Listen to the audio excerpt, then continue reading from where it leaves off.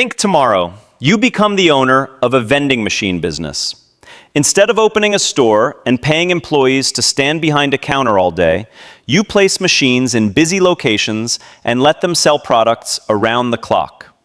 Cold drinks, bottled water, energy drinks, chips, candy, protein bars, and snacks people suddenly want when they're hungry or thirsty. The machine doesn't need a cashier. It doesn't need a large storefront. And once it's stocked and operating, it can continue accepting customers day and night. But there's a catch. The vending machine itself isn't what makes you money. The location does. A machine sitting in an empty building could make almost nothing. Put that same machine inside a busy office, hospital, apartment complex, factory, hotel, gym, or transportation hub, and the sales potential can completely change. So before buying dozens of machines, your first job is finding places where people already spend their day. Because in the vending business, the best machine in the wrong location can be worthless. Once you find a promising location, the next challenge is getting permission to place your machine there. And this is where the business becomes a little more interesting. You usually aren't buying the building. You're negotiating with the person or company that controls the property. You might offer the property owner a percentage of your sales in exchange for the space. Or you could negotiate a fixed monthly placement fee. The goal is to create a deal where both sides benefit. The property gets a convenient service for its employees, residents, or customers, and you get access to a steady stream of potential buyers. But location owners won't all accept your offer. Some buildings already have vending contracts. Others may demand higher commissions. And some locations simply don't have enough foot traffic to justify the machine. That's why experienced vending operators don't just ask, "Can I put my machine here?" They ask a much more important question. How many people actually pass this machine every day? Because every potential customer is an opportunity for another sale. Now that you have a location, you need the machine. And surprisingly, this is where you have several choices. You can buy a brand new machine with modern screens, card readers, energy-efficient cooling, and remote inventory monitoring. Or you can purchase a used machine for much less money and upgrade it yourself. The choice depends on your budget, location, and the type of customers you're targeting. A machine placed inside a high-end office building might justify a premium machine with a touchscreen and cashless payments. But a machine inside a small warehouse may only need to do one thing: take money and deliver snacks. Then comes the products. You don't simply fill the machine with whatever you personally like. You study what people actually buy. Cold drinks can move quickly in hot weather. Energy drinks can perform well in gyms and workplaces. Protein bars may attract fitness-focused customers. And familiar snacks can become reliable everyday sellers. Your goal is to create a product mix that matches the people using that particular machine. Once the machine is installed and stocked, it needs to accept payments. And this part of the business has changed dramatically. Older vending machines depended heavily on coins and cash. Modern machines can accept credit cards, debit cards, contactless payments, and mobile wallets. That matters because customers don't always carry cash. A person walking past your machine might want a drink, but have nothing in their pocket except a smartphone.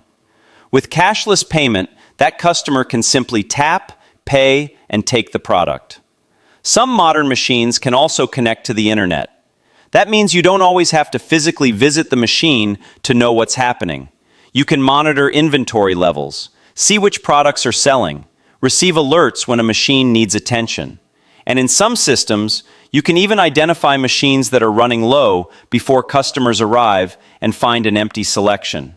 Now, your vending machine isn't just a metal box selling snacks. It's becoming a connected piece of retail technology. Now your vending machine is making sales. But one machine isn't going to build a serious business. The real opportunity comes from scaling. Imagine starting with one machine inside a busy office. Once you understand what sells, how often you need to restock, and how much the location generates, you can repeat the process. Machine number 2 goes into another office. Machine number 3 goes into a gym. Machine number 4 goes into an apartment complex. Machine number 5 goes into a factory. Suddenly, you're no longer managing one machine. You're managing a network of small automated stores.